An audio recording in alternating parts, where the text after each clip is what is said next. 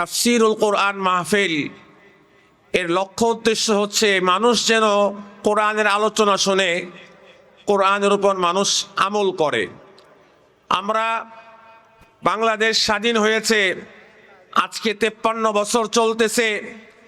আমরা 16 বছর জালেম সরকারের জুলুম অত্যাচার ওলামায়ে কেরাম দিনদার তারা সহ্য করেছে। আমরা পরিষ্কার বলতে চাই, বর্তমান ইসলামের কথা, কোরআনের কথা, হাদিসের কথা যেইভাবে বলা যায়, যেইভাবে মন খুলে হকের পক্ষে ইসলামের পক্ষে কথা বলা যায়, আমরা পরিষ্কার বলতে চাই, আমরা অনেক তন্ত্রমন্ত্র দেখেছি, লেনিন কার্মাসের আদর্শ আমরা দেখেছি। আমরা এখন বাংলাদেশের জমিনে মুহাম্মদ রাসূলুল্লাহ সাল্লাল্লাহু আলাইহি ওয়াসাল্লামের আদর্শ চাই। কথা ঠিক না বেঠিক ভাই?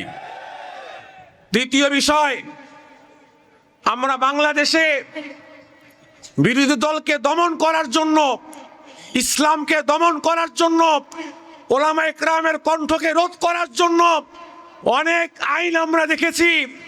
আমরা এখন হাইকোর্টে, সুপ্রিম কোর্টে, সংসদে, সর্ব জায়গায় কোরআনের আইন, কোরআনের শাসন দেখতে চাই। কথা ঠিক না বেঠিক? আপনারা চান কি চান না? যদি কোরআনী আইন হয়, রাষ্ট্রে দুর্নীতি বন্ধ হবে। কোরআনী আইন আসলে রাষ্ট্রে চোর পাটপার কমবে।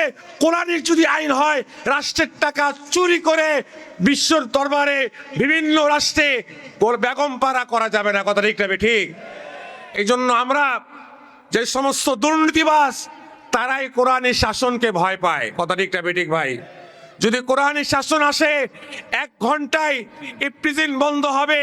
যদি কোরআনী শাসন আসে, রাষ্ট্রে আইন হবে, সংসদে, সচিবালয় আজান হওয়ার সঙ্গে সঙ্গে সব মাঠ মার্কেট বন্ধ হয়ে যাবে, সবাই নামাজে আসবে। কথা ঠিক না ঠিক ভাই?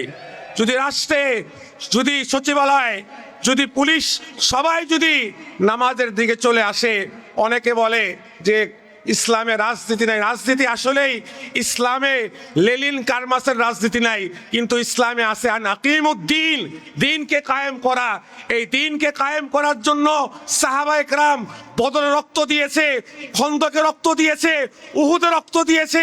আল্লাহর নবীকে হিজরত করে মক্কা থেকে মদিনায় যেতে হয়েছে, কিন্তু এরপরেও আল্লাহ পাক রব্বুল আলামিন তার দিনকে বিজয় করেছে।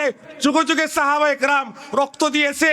ইমামে আবু হানিফা, ইমামে আজম রহমতুল্লাহ আলাইহির এই দিনের পক্ষে কথা বলার কারণে জেল থেকে জানাজা বের হয়েছে। কথা ঠিক না ঠিক? অতীতে ওলামায়ে কেরাম জেল, জুলুম, অত্যাচার সহ্য করেছে, কষ্ট করেছে, তারপরে হকের পক্ষে কথা বলা বন্ধ করেন ইনশাআল্লাহ। আমরা কোরআনের পক্ষে কথা বলেই যাব, হকের পক্ষে কথা বলেই যাব, ইসলামের পক্ষে কথা বলেই যাব। কোনো বাতিলের চক্ষু রঙ্গানিকে ইনশাআল্লাহ আমরা ভয় করি নাই, সামনে ইনশাআল্লাহ করবো না। কথা ঠিক না ঠিক?